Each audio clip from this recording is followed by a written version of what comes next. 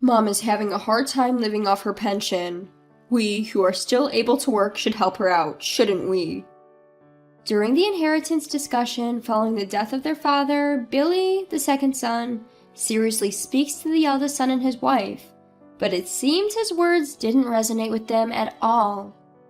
Help out, you say? Just because she only has her pension doesn't mean we can just hand over our money.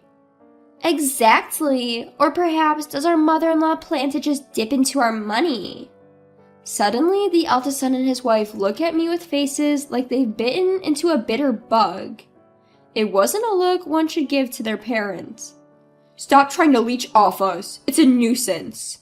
The pensioner should just keep to herself except for weddings and funerals. Stay out of our business. Hey, that's enough. Billy chides them, but I was looking down, clenching my fists. Not only did they wish for the death of my husband, but they also complained about the inheritance and then called me a parasite. I must have raised him wrong. I can't stand it anymore. Yet, I told the eldest son and his wife very calmly, I understand what you're saying. Let's sever our ties. My name is Catherine. I will be turning 65 this year. I am currently living with my husband, who is retired. He is a kind and considerate person, and we have supported each other for a long time. We were blessed with 2 children, our eldest son Dan and our second son Billy. Both of them are now married. Recently, our house has been showing its age, so we were planning to renovate. We thought it would be nice if we could live with our eldest son and his wife, Dan and Rebecca, once the renovations are done. So I contacted Dan. Dan, we're planning to renovate soon. Would you consider moving in with us? When I say this over the phone, Dan clearly showed his reluctance. Living together, can you spare me? Rebecca will not like it either. But if we're going to renovate, I want to prepare a room for you guys too. That's your convenience, right? If you have so much money that you can afford to renovate, then you can give us some of that money. I'll take it. From the phone, I could even hear Rebecca, Dan's wife, saying, Living together is seriously impossible. I see. Let's forget about this conversation. The eldest son and his wife are always like this. For some reason, they always act superior and display a cold attitude towards us. After I hung up the phone, I conveyed Dan and the others' feelings to my husband just as they were. My husband showed a somewhat lonely expression, but spoke up cheerfully. Can't be helped. For our old age, let's just make the renovations for accessibility so we can live by ourselves. Following that, our home was remodeled as we wished and reborn as a house with barrier-free design. Several months after the renovation was completed, we were scheduled to have a meal with both our eldest son and his wife, and our second son and his wife. First to arrive was our second son, Billy, and his wife, Anne. Anne is a thoughtful person. As soon as she handed me a hostess gift, she came to the kitchen to help me. Mother-in-law, you are always so good at cooking. Oh, thank you. I'm grateful for your help, Anne. As we were chatting, the eldest son and his wife arrived. Upon their arrival, they sat heavily on the sofa and demanded that tea be brought to them. Seeing me preparing it, Rebecca and Dan spoke in an irritated manner. Really, they have no consideration. Exactly. We are guests here. Hurry up. As I was about to place the tea in front of them silently, Billy approached Dan from the side. Dan, can't you do at least that much by yourself? You shut up. At Dan's intimidating words, I sighed. Billy and his wife are kind to us, but even towards such a Billy, Dan was overbearing. However, the reason we called these siblings this time was because there was an important matter to discuss. The dinner party started, and Dan, who was eating in a grumpy manner, spoke up. Hey Dad, since you called us here, you must have some business, right? Spit it out. Indeed. My husband looked at me, so I gave a small nod. The truth is, it has been found that I have lung cancer. Billy and his wife showed genuinely surprised expressions, but the eldest son and his wife's facial expressions didn't change much. Dad, cancer? What's the current situation? I'm going to be hospitalized starting next week. But they told me the cancer has spread all over my body, and I've got about 6 months left.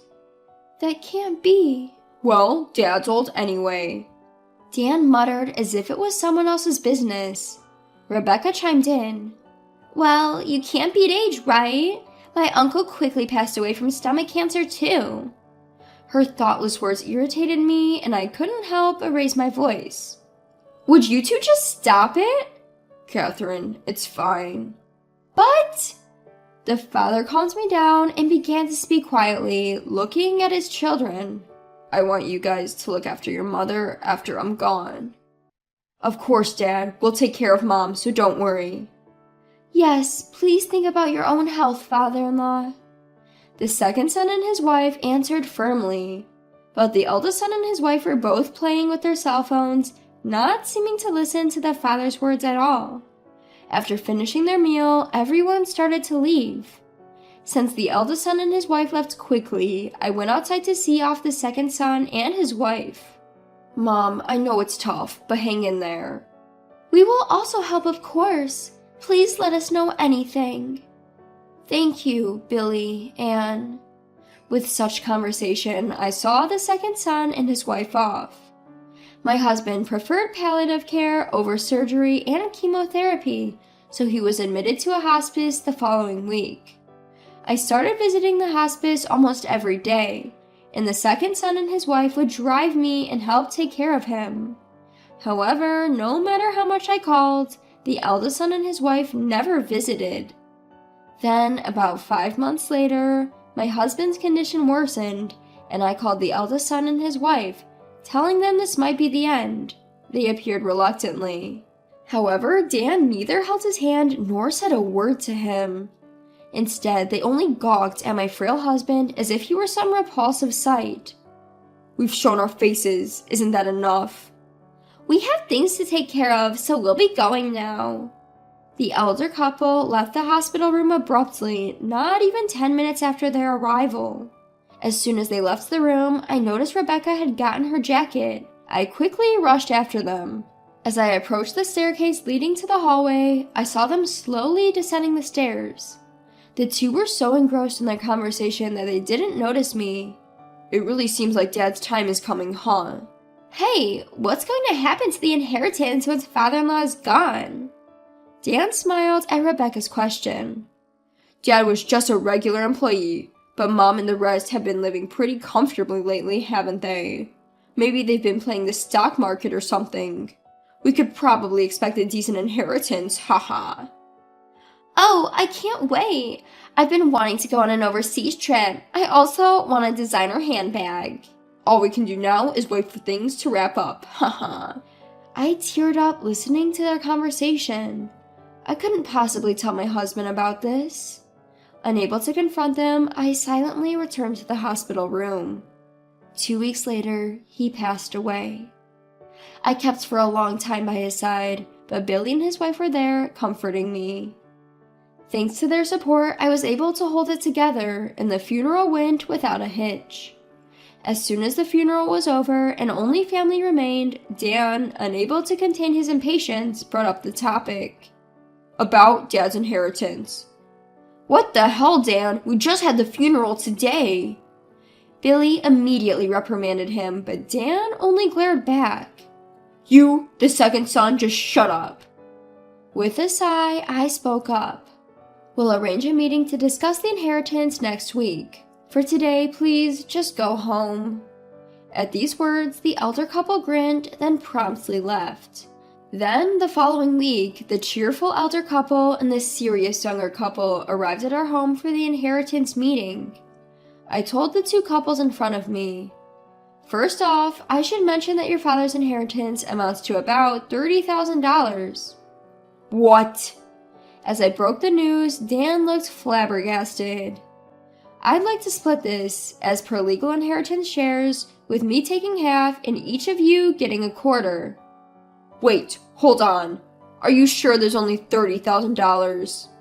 In response to my matter-of-fact tone, Dan persisted. I passed him a thick envelope. All the documents are in here. Please check them. After looking through the documents, Dan and Rebecca's faces contorted in frustration.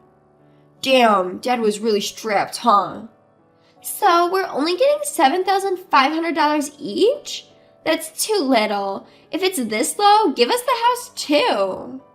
At the clearly dissatisfied couple, Billy responded in an angry tone. Our mother's still living in that house. Don't care. It's because you wasted money on renovations that we're left with nothing. That's right. If the inheritance is this small, give us the house too. I calmly told the irritated couple. This house was painstakingly renovated by your father so we could live here in our old age. I won't just hand it over. I'll keep it as long as I live. What? It's not fair for you to keep everything to yourself. Dan glared at me with a fury that seemed as if he was about to lunge at me. Dan, cool it. Billy restrained Dan. Your father was worried about me till the end. You might not understand it, Dan. Billy started speaking softly while looking at me, who was still stirred up. Mom, we're going to renounce our inheritance. You should take our part too. Dad would rest easy knowing that. Anne, his wife, nodded beside him. Billy, there's no need to worry. As I said that, Dan and Rebecca interjected again. If they don't want it, give their part to us. Yes, we'll gladly take it. That's impossible. Mom's living on her pension. It's tough. We who are working even a little should be supporting her. Billy sincerely scolded his older brother and his wife, but his words didn't seem to affect them at all. When you say support, just because she's only got her pension doesn't mean we can just give our money away. Exactly. Or perhaps mother-in-law was planning to siphon off our money from the beginning. The older couple looked at me with an expression as if they had just chewed on a bitter bug. Their eyes were not the kind one should direct at a parent. Stop behaving like a parasite. It's a nuisance. Old ladies living on pensions should keep out of everything except for weddings and funerals. Just stay quiet. Hey, stop it now. Billy scolded them, but I had my head down and was clenching my fists. Not only did they wish for my husband's death, but they also complained about the inheritance and even called me a parasite? I wondered where I had gone wrong in raising him. Tears welled up in my eyes with regret, but I couldn't lose my composure here. I gathered my feelings and said very calmly to Dan and Rebecca, I understand what you're saying, let's sever our ties. When I said that, the older couple looked surprised for a moment, but quickly broke into a smirk. Really? That's the best news I've heard. Does this mean we don't have to deal with the old lady anymore? Lucky! As Dan and Rebecca hurried to leave, they sarcastically called out to Billy and his wife. So there you have it. You guys look after the old lady. Good luck taking care of the parasite. As the couple stormed out, Billy and his wife rushed over to me. Mom, are you okay? They're just too awful. Mother-in-law, we are always by your side. Please don't be upset. I was still looking down, but I raised my face and looked straight at the two of them. Billy, Anne, I have something to tell you. A few months later, while I was relaxing at home, Dan and Rebecca appeared with Billy. What's going on? We've severed our ties, haven't we? Hey, old lady, we need to talk. Indeed. Come on in. The eldest son and his wife, shouting at the entrance, their faces flushed red. From the side, Billy spoke with an apologetic tone. Sorry, Mom. I was asked about the house, and I couldn't help but tell them. That's fine. For now, everyone please come in. I let them into the house. The moment they were led into the living room, the eldest couple began to raise their voices. What do you mean you're giving the house to Bill? Exactly. You're disregarding us, the eldest couple. What's that all about? While looking at the two of them, I spoke in a calm and composed manner. Billy said he would maintain the house and preserve your father's memories. That's why I decided to leave it to him. What? What do you mean? Dan stared at me, taken aback. Billy and his wife Anne have been a great support to me. It's only natural. I smiled warmly at the apologetic-looking younger couple. Thank you, Mom. We're not here to hear that. You said you'd take over the house yourself, didn't you? After taking a quick glance at the eldest daughter-in-law, who looked like she was about to froth at the mouth, I explained. I thought I'd hand it over to someone who would respect your father and my wishes. Besides, I've started getting some rental income. What? What is this? Seeing my surprised eldest son, I let out a sigh and continued matter-of-factly. Remember how last year my father, your grandfather, passed away? Billy attended the funeral, but you couldn't because you were out of town, remember? That was... Your grandfather was a landlord who owned several buildings and apartments. Finally, the inheritance has been settled and I've started receiving rental income. The eldest couple's faces looked as if they had been hit by a bolt from the blue. We never heard anything about that. I never mentioned it. Hey, about that rental income. How much are we talking about? Well, it's about $3 million a year. So, it's easy for me to give one of the houses to my adorable son and his wife. And then, Dan and Rebecca, the eldest couple, sprang to their feet energetically. Wait, hold on a minute. If Billy and his wife get some, then we should. Why should I split my assets with someone who called me a parasite? Wasn't it you who told me to stay away? Well, that's... If you're going to call me a parasite, then please don't leech off me. At my sharp words, Dan and Rebecca began to stutter in response. I glared at them both and pointed to the door. All right, the conversation is over. Please go home now. Wait, hold on. Mom, please listen to me. Dan approached me flustered and suddenly clung to my arm. I looked at him with a cold gaze. You have no right to call me Mom. Please, you can give us some of the house and money too. We're struggling. The eldest daughter-in-law pleaded loudly. I looked at them and spoke. Huh? Struggling? What do you mean? Dan then started to explain hesitantly. We thought we'd get Dad's inheritance and lived a bit too luxuriously, and well, we kind of got into debt. I forcefully shook off Dan's arm. I'm disgusted. I didn't think you could be this stupid. This is the bed you've made, so you need to lie in it. Mom!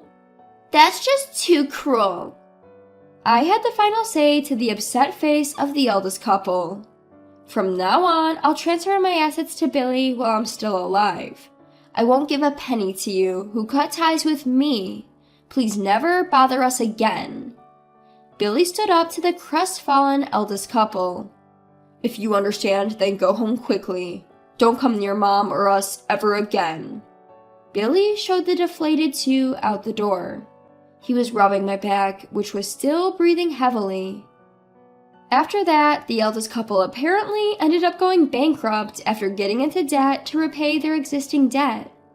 From their rundown apartment, it said you could hear Dan and Rebecca arguing night after night. For them, who couldn't manage the simple act of cherishing their family, a decent future probably isn't in the cards. As for me, since I passed the house on to Billy, I bought and moved into an apartment nearby that comes with caregiving services. Billy and his wife often come by to visit, and they've recently had an adorable baby. I want to continue building a good relationship with Billy's family and cherish each and every day.